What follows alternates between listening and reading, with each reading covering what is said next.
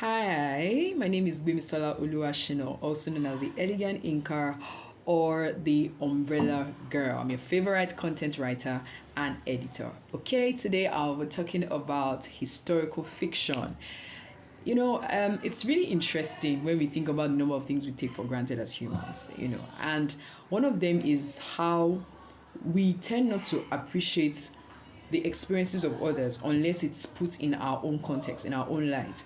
Okay, one aspect of literature that I've found very interesting over time is historical fiction, where various stories, legends, myths, and the like rather are put together in a relatable format, especially in a story, just so that everyone else can understand. One person that has done an amazing job with this, especially in Christian circles, is Francine Rivers. Come on, if you are a Francine Rivers fan, please say so in the comments. Let's throw a party. The woman is blessed in the writing ministry. We have even much more people doing that again in our contemporary times, not just in terms of historical fiction, maybe people that just write, as inspired by the Holy Spirit, people like Mrs. Lizzie Yakubu, Mrs. Okoyemi Akintude, many people writing amazing things just to push forward the faith. Okay, so the book I'm talking about today of Francine Rivers is The Prince Jonathan. Now, The Prince Jonathan is a book that I'm very much interested in because I'm a student of politics. Oh, yeah.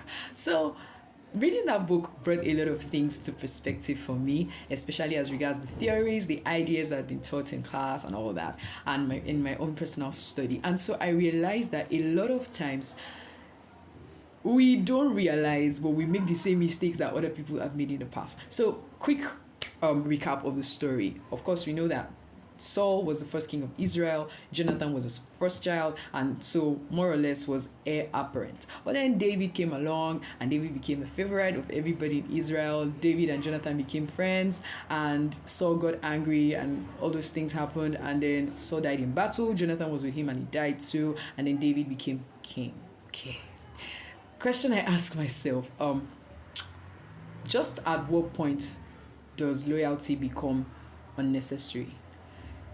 See, I understand that yes, God had predetermined that David was going to be the next king because Saul had failed in so many aspects. Now, before I continue, I from the way the story was structured by Rivers, the rule then was that the king was supposed to go to the temple to copy the law of God in his own hand in a scroll so that he will have a copy of it in his palace. So it's not like now where we have different copies of the Bible, like each person can have a copy and things like that. It was one big scroll, and so it was just there in the temple, and everybody that wanted to have a copy had to go there and write it themselves. At least the kings had to do that, and that's why back then, especially in the Old Testament and towards when Jesus came too in the New Testament, we heard of things like phylacteries, where there are smaller scrolls, like a small portion of the main thing for people that want to just have smaller copies to move around. Now, the point that Rivers was trying to make at that section of the book was that if Saul himself had been the one to go and copy out the law in his own writing, it was most likely that he would stick to what the law said as regards his conduct as king. Because if you remember, he made so many mistakes and disobeyed so many times during his reign that God got so angry and had to replace him, right? So he tried to evade doing that job by asking Jonathan to go to the temple, get the scroll from the high priest and make a copy. So that was already a wrong step, right? So one thing I learned, especially in that place, is that procedures are very important. I know sometimes they can be tiring, sometimes they can be so formal, so rigid, but you never really know the extent of damage that can happen when a certain procedure, a certain guideline is laid down, right? So please, let's think about it. How many times in our own lives have we also tried to circumvent a particular rule or procedure because we felt like, this thing is not necessary? But then you never really know how far things can get bad if that thing is not done, if that procedure is not followed. Now, back to my main gist. At what point does loyalty become excessive? Because to me, if Jonathan had stuck by David to the very end, that is, if Jonathan didn't leave David to go fight on his father's side, then probably he may not have died. Probably he and David would have been in, child of Israel, or maybe Jonathan would have been part of David's cabinet. Okay, so of course I know that's going to create another problem. Okay, how do you have the successor and then somebody from the predecessor, and then to just be two captains in Israel and stuff like that? Okay, but the point is just that, how do we draw the line? When does loyalty become excessive? Do we even think at any point that loyalty can become excessive? Do we stop to sometimes consider the things that we pledge so much allegiance to, the ideas we hold so dear, the people we follow almost so blindly? At what point do we call ourselves to order and think through certain things and be like, wait, is this thing actually working? Is this idea worth following, right? And so it's really important, because we don't want to keep taking decisions based on what worked in the past. If what worked in the past is not in any way relevant to the present or the future, should we actually stick with it? I think that's really important. So that issue of loyalty really got me thinking. The issue of not following procedures, especially as given by God, it's a big problem, because we have so many terms for it in this generation, and it's scary. It really is scary, right?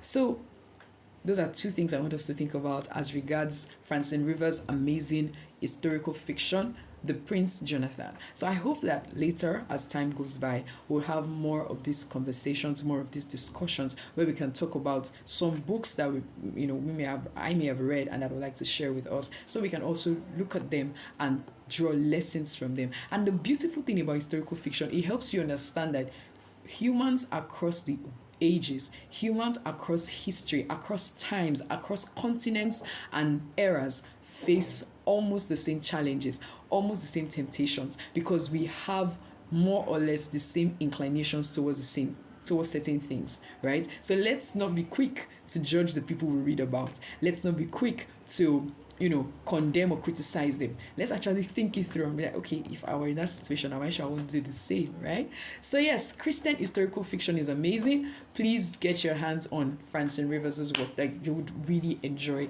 and be blessed. She's written so many of them, and even both historical and non-historical Christian fiction. She's written on titles like Bridge to Heaven, amazing book, Letters Garden, Her Mother's Hope, Her Daughter's Dream, A Lineage of Grace, Sons of Encouragement series. So many amazing titles. Please take time to actually go through these books, and I believe you'll be blessed and you will learn very much applicable lessons. And also, if you are interested in other historical fiction that may be more cultural, or maybe as regards legends like Moremi, Queen Amina, Genghis Khan, Bonaparte, Julius Caesar, and other leaders, you can also pick up some of those books, some of those stories to actually read and understand how life was back then, understand how their societies were structured, and see if we can draw one or two lessons from them. Thank you so much for watching. Thank you for sticking by. I remain Gbemisola Oluwashino, the elegant Inca, the umbrella girl. Until I catch you some other time, please feel free to share this video and let me know what you think about it. Bye.